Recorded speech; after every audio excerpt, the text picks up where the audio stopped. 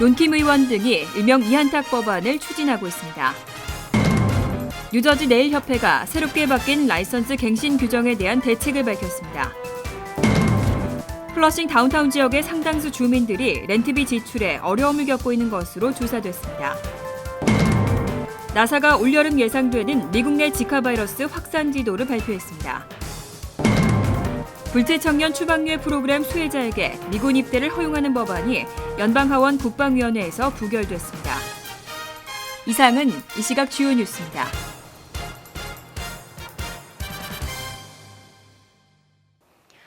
여러분 안녕하십니까? KBN 뉴스입니다. 론킴 의원 등이 일명 이한탁법을 추진하고 있습니다. 이한탁 씨 사건과 같이 억울한 누명을 쓰는 비극을 방지하기 위해서 화재 조사관들을 대상으로 새로운 방화수사 프로그램 이수를 의무화하겠다는 내용입니다.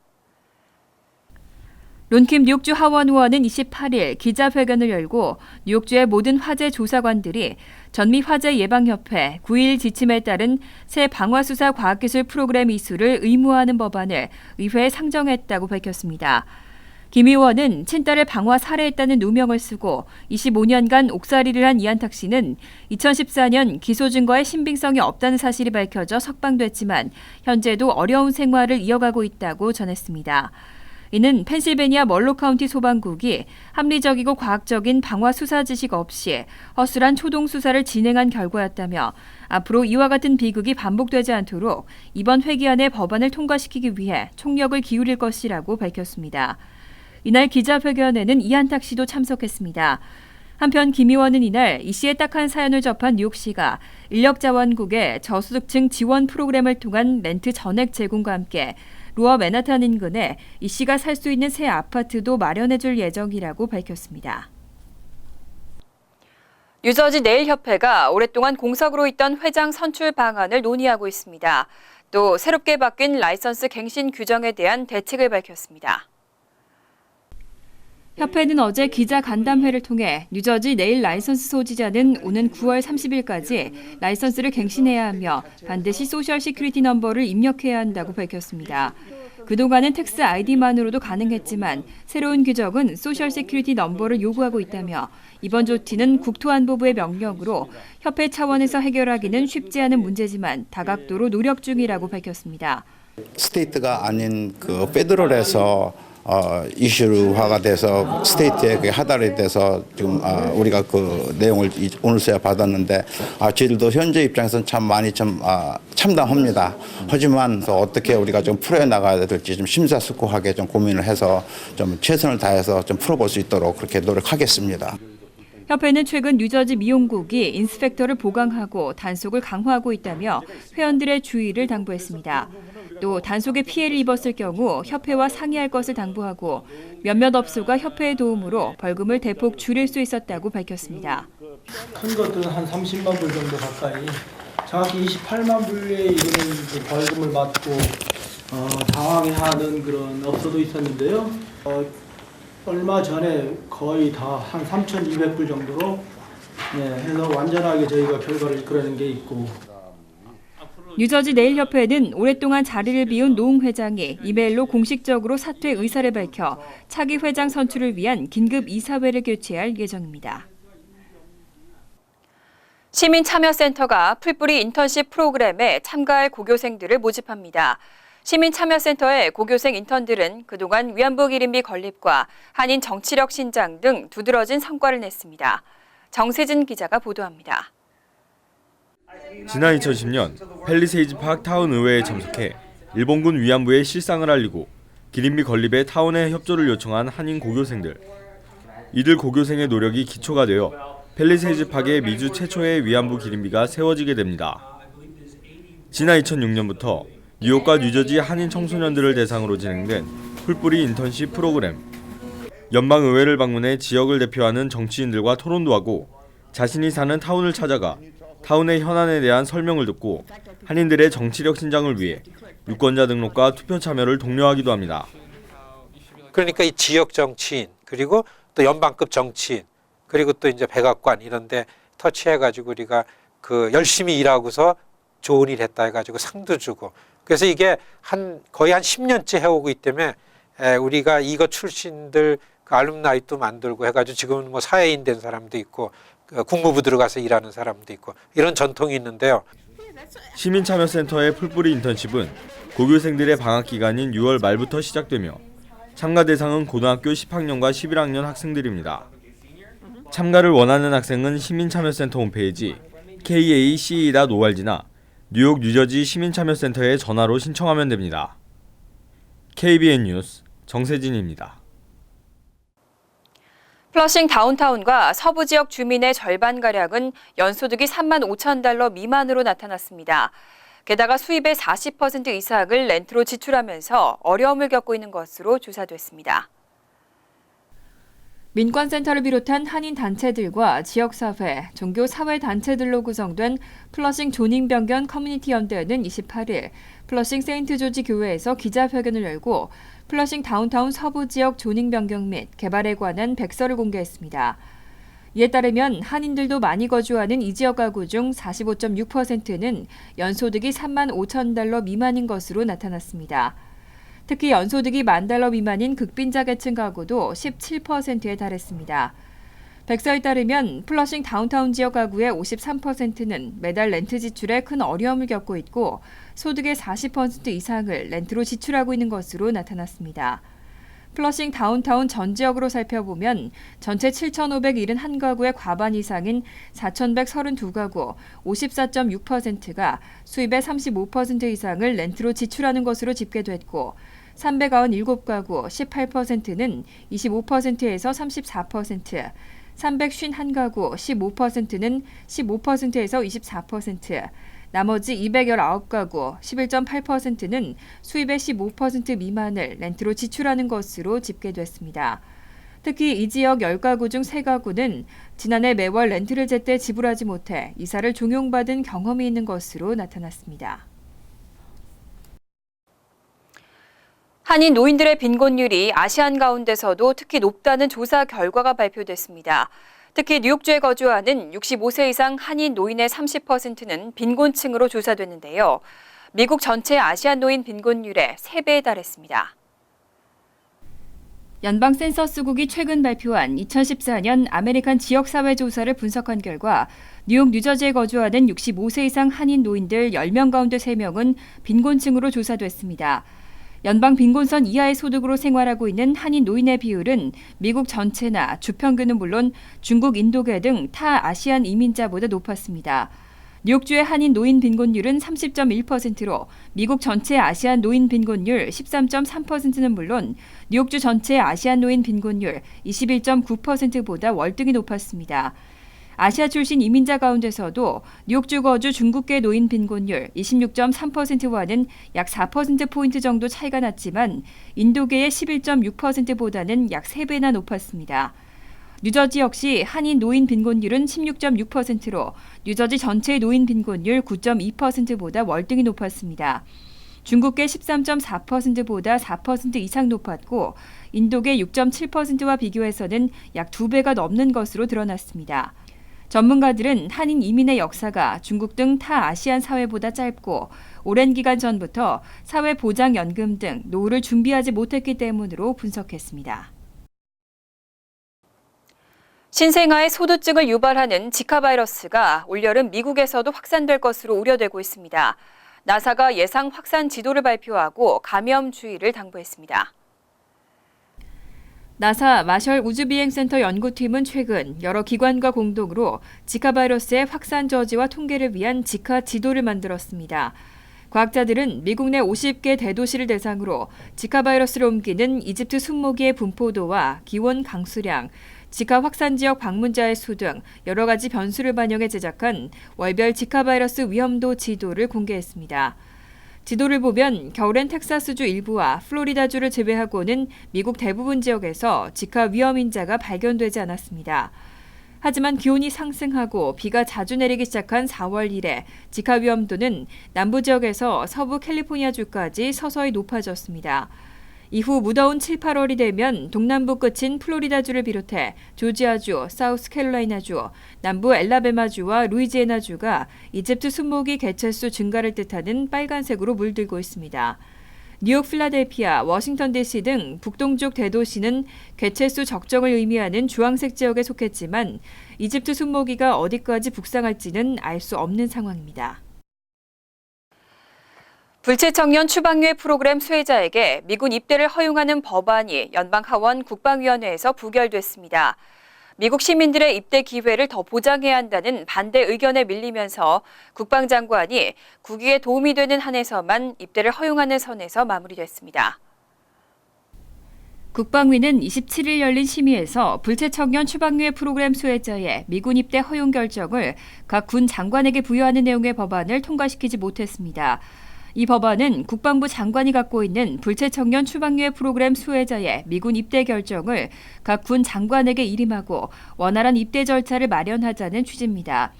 하지만 합법적 미국 시민에게 입대 기회를 더 열어줘야 한다는 의견에 밀리면서 결국 국방장관이 국익에 도움이 된다고 판단하면 입대를 허용하도록 하는 선에서 마무리됐습니다. 모 브룩스 하원 의원은 시민과 합법적 체류자들의 군 복무 기회가 줄어드는 상황에서 불체자의 군 입대를 허용한다는 건 있을 수 없다며 미국의 시민들에게 초점을 맞춰야 한다고 밝혔습니다. 이에 따라 맥 손베리 국방위원장이 대체 방안으로 국방장관의 결정권을 유지하면서 국익에 도움이 되면 입대를 허용하도록 하자고 제안했고, 이에 다른 민주당 의원들도 구두 찬성 의견을 밝혔습니다. 뉴저지주 한인 밀집 지역의 재산세가 줄줄이 인상됩니다. 2% 이내로 권고된 인상률을 지키는 타운은 드물었는데요. 펠팍은 $100, 포트리도 $227가량이 인상될 것으로 전망됩니다. 지난 26일 팰리세이즈 팍 타운 의회에서 통과된 2016-17 회계연도 행정 예산안에 따르면 평균 $72의 재산세가 인상됩니다. 타운 관계자는 인건비 상승 등 타운 정부 지출이 전반적으로 늘었다면서 직전 회계연도에 비해서는 인상폭이 낮다고 설명했습니다. 펠팍타운의 경우 아직 교육 예산이 확정되지 않아서 교육 예산 인상분을 더하면 재산세 평균 인상액은 $100를 훌쩍 넘을 것으로 보입니다. 한편 포트리도 재산세가 평균 $227 인상될 것으로 예상됩니다. 행정 예산이 3.2% 늘어난 $7,440만 달러로 책정됐고, 교육 예산도 $6,910만 달러 규모로 전년보다 4.5% 증가했습니다. 레오니아는 재산세 인상률 1.75%를 골자로 하는 행정 예산안이 의회에 상정됐지만 주민 반대에 직면했습니다. 공무원 건강보험료 등 정부 운영비는 6.3% 올랐지만 도서관 지원금은 16% 삭감됐기 때문입니다. 이외에 텐어플라이에서도 교육 예산이 3.58% 증액되는 등 평균 $344의 재산세가 인상됩니다. 뉴욕시 5개 보로의 공기가 6년 전과 비교해 깨끗해진 것으로 나타났습니다. 뉴욕시 대기 오염물질의 농도가 대체적으로 감소한 것으로 조사됐습니다. 2008년에서 2014년 뉴욕시 보루별 대기오염 현황 통계에 따르면 뉴욕시 5개 보로의 공기가 깨끗해진 것으로 나타났습니다. 2014년 뉴욕시의 대기 중 오염물질 농도는 2008년에 비해 이산화황은 68%, 일산화질소는 24%, 이산화질소는 21%, 초미세먼지는 16% 감소했습니다. 특히 대기 중 이산화황 농도가 역대 최고치로 감소한 데는 난방과 에너지 관련 규제가 한몫을 한 것으로 분석됐습니다. 2008년 대비 2014년 이산화황의 대기 중 평균 농도는 맨하튼 어퍼이스트 사이드 지역이 12.1ppb에서 3.8ppb로 가장 크게 줄어들었습니다. 일산화질소 농도는 맨하튼 그리니치 빌리지와 어퍼이스트 사이드 지역, 이산화질소는 맨하튼 미드타운과 파이낸셜 디스트릭트 지역, 초미세입자는 맨하튼 워싱턴 하이츠 지역과 브롱스 킹스브리지 하이츠 지역이 해당 보로에서 가장 크게 줄어들었습니다. 하지만 미드타운과 소호 등 맨하튼 일부 지역과 사우스 브롱스 등지는 대기오염 악화를 초래하는 것으로 꼽혔고 여전히 대기오염의 위험에서 벗어나지 못했습니다. 잠시 후 KBN 뉴스가 계속됩니다.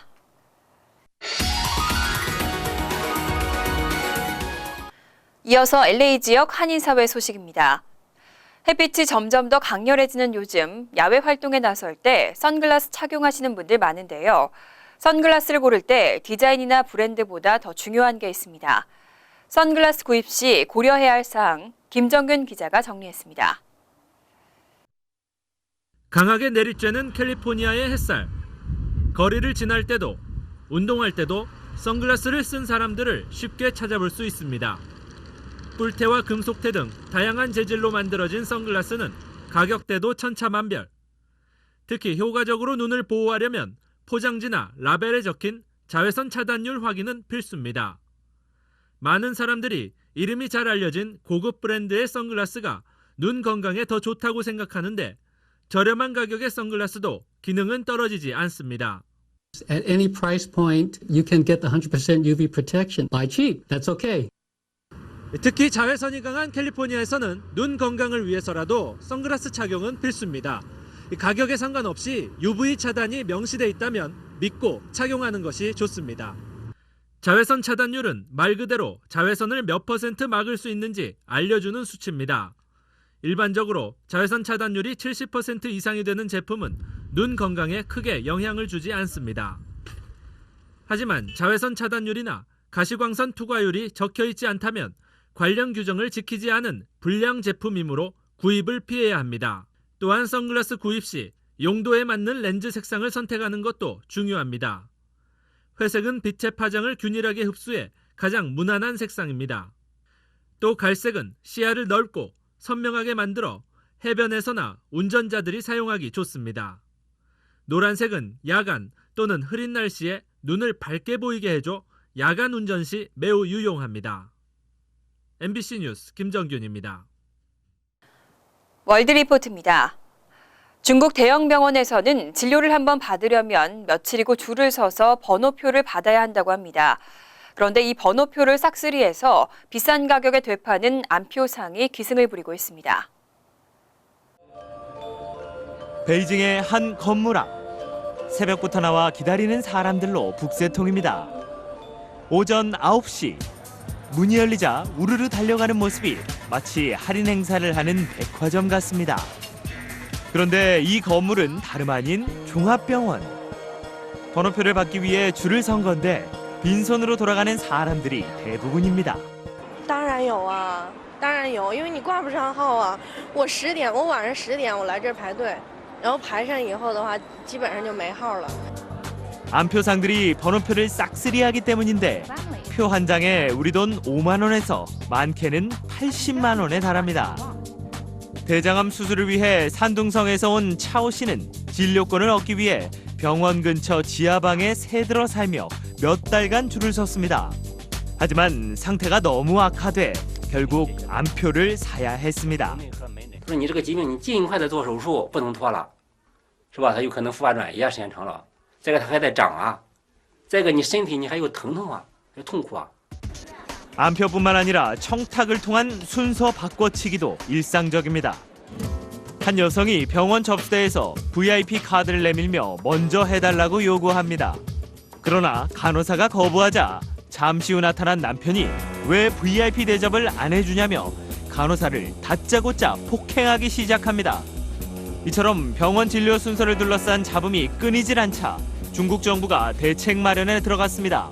Strictly implement real name registration to the in the hospital, and also we need to change the whole system.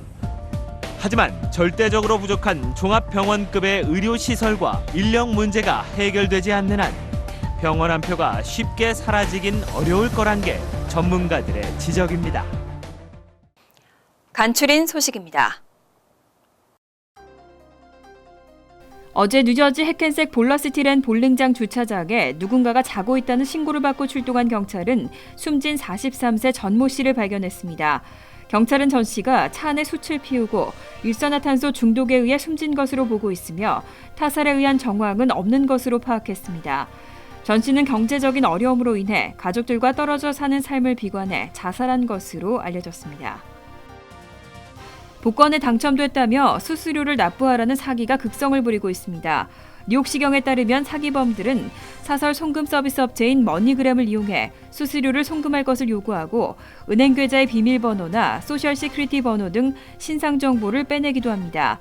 최근 들어 퀸즈 베이사이드 일대에 복권 당첨을 빙자한 사기가 극성을 부리자 111 경찰서장은 트위터를 통해 안내문을 올리고 주의를 당부했습니다.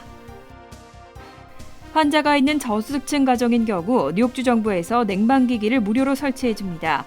이를 위해 뉴욕주 정부는 $300만 투입하기로 했습니다. 쿠오모 주지사는 무덥고 습한 한여름 날씨가 어떤 환자들에게는 생명의 위협이 될 수 있다며 이번 지원 혜택을 통해 환자들에게 안전하고 시원한 집을 제공해 여름철 폭염으로부터 이들을 보호할 것이라고 설명했습니다. 뉴욕 한인봉사센터 KCS 공공보건부 당뇨팀이 미 당뇨협회가 주최하는 무료 당뇨 엑스포에 참석합니다. 무료 당뇨 엑스포는 맨하튼의 제이콥 제비츠 센터에서 내일 오전 10시부터 오후 4시까지 열립니다. 한인 유명 셰프 그레이스 박의 건강한 한국 음식 조리법이 소개되고 한인들에게 영양교육과 아이들을 위한 다양한 프로그램도 제공됩니다. 환율과 증권 소식입니다.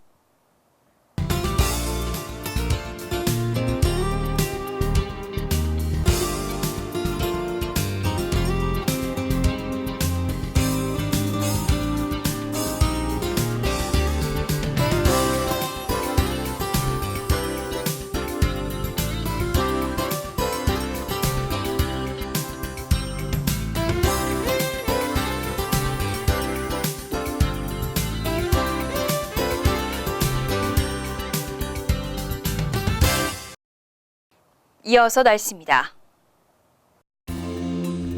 토요일은 가끔 구름이 끼겠고 늦은 밤이나 새벽 적은 양의 비가 오겠습니다. 낮 최고 기온은 61도, 섭씨 16도, 밤 최저 기온은 46도, 섭씨 8도로 예상됩니다. 일요일은 곳에 따라 비가 내리겠고 쌀쌀하겠습니다.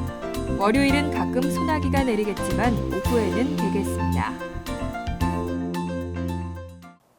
이상으로 KBN 뉴스를 마칩니다. KBN과 함께 즐거운 시간 되시기 바랍니다.